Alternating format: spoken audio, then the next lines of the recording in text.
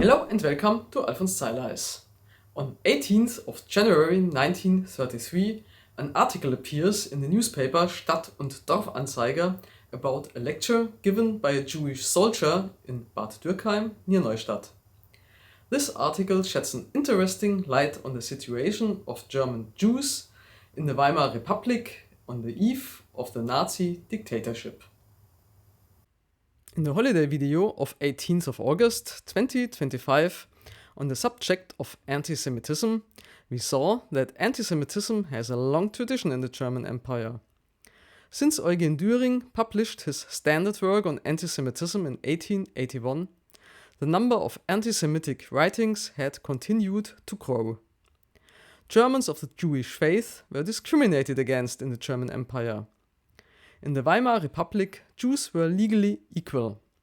Nevertheless, anti-Semitic agitation and the exclusion of Jews grew massively, especially since the global economic crisis.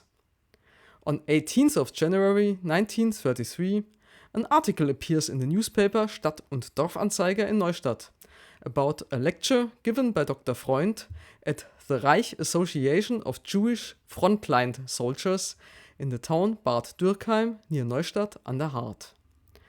Dr. Freund begins with definitions. He defines the fatherland as the sum of all goods and ideals that have been created, developed and defended over many generations by all members of the same people. He undoubtedly also sees the Jews as members of this people. He defines comradeship as the solidarity of all those who share the same fate and the same fatherland, including German Jews. On the subject of Jews and frontline soldiers, Dr. Freund reports that of the 550,000 Jews in Germany, 96,000 served in the First World War. 12,000 were killed in action.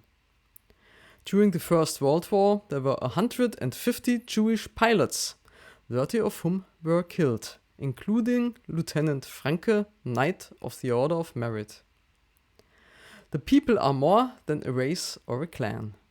They are a union of clans formed by external pressure or necessity. Dr. Freund describes the ancient Romans and modern English as winners and Germany as losers due to its disunity. This is very interesting because in doing so, he creates a kind of inside, the losers, and outside, the winners, whereby he counts the Jews among the losers. Jews around the world differed depending on the environment in which they lived.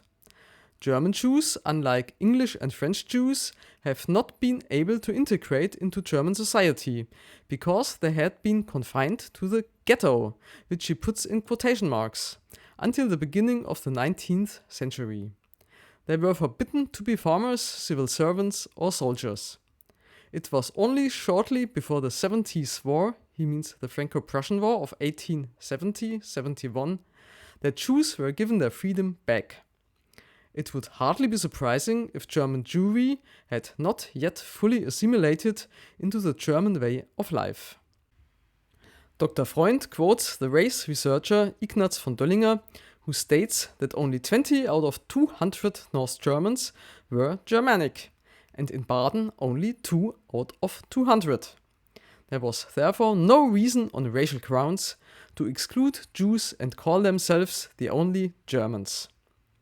The Christian Ten Commandments would also be the guiding principle for Jews. Dr. Freund states that there were many Jewish officers and generals in fascist Italy, as well as Jewish politicians. Immigrant Jews were not German Jews, but were hated more by German Jews than by other Germans. The philosopher Spinoza, on whom Schopenhauer and Kant built their philosophies, was Jewish, as was Albert Ballin, the creator of the German merchant fleet. The Jewish question would be solved if Jews were accepted everywhere, from left to right, in the overall milieu of the German people. This article deeply affects me.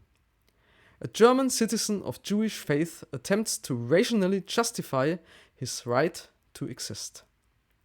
In January 1933, such an article appeared in the newspaper alongside anti-Semitic propaganda. Anti-Semitism was part of everyday life at that time. Here is a quote from a novel. "The man 2 tables from us is a very wealthy profiteer, I fancy," said Tommy carelessly. "Jew, isn't he?" Can you guess what book this might be from? It is Partners in Crime by Agatha Christie, published in 1929. The original versions of Agatha Christie's early works contain numerous anti-Semitic and racist passages. After the war, Agatha Christie recognized the impact of this use of anti-Semitic and racist prejudices and authorized her US publisher to remove such offensive statements. My German edition from 2011 still contains all the racist and anti-Semitic passages. In Partners in Crime, Lotte Schwarz is listed as the primary translator. Her partner Johannes Wüsten died in Gestapo custody in 1943, and her mother and stepfather committed suicide in 1941 while fleeing from the Germans in southern France. From 1940 onwards, she worked with parentless Jewish children and, after the war, with children who had survived the Shoah. The next video will deal with the formation of the government in 1933.